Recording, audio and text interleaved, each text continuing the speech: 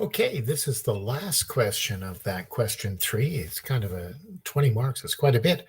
Anyways, it says they want you to calculate an angle. They want you to calculate an angle PAG if there's a point G, and I think they go PBGA or APBG. I drew a little picture so I know, I think that's what they did. They said there is a parallelogram, APBG, so the G is in the fourth quadrant. Well, the only place it could be is down here. I found it a lot easier if I made a little parallelogram and took a look at it. So I put down a point down here, G, and I didn't know. Maybe I should find the point. I don't know. But this is what it should look like anyways. But the problem is we're supposed to find this angle in here. Now, we're not given any of this. We are given that that's 71.57 degrees. Okay, we're given that. So here we go. What do we do first? Well, this is what I did first. I went, hey, I know what that point P is. That's the x-intercept. If I let y equal 0 and I solve this equation, half of 4, negative a half of 4 is negative 2 plus 2 would make 0 there. So if I make y 0 and I solve the equation, I get x is 4.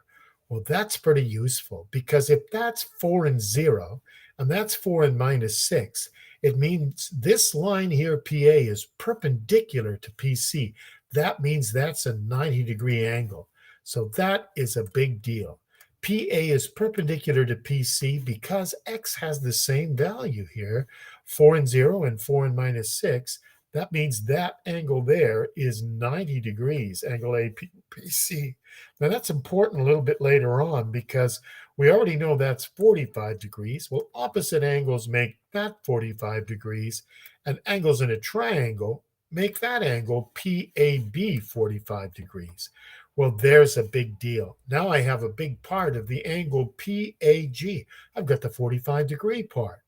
Well, hey, we knew that angle before we worked it out, that angle PBA, angle theta, is 71.5 degrees.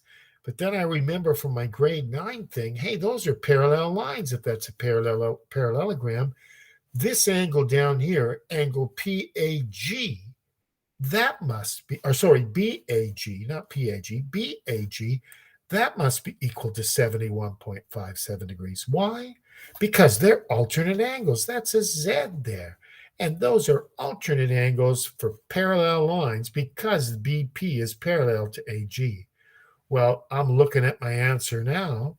That's 45. That's 71.57. If I put them together, I get angle PAG. Okay. So there you go.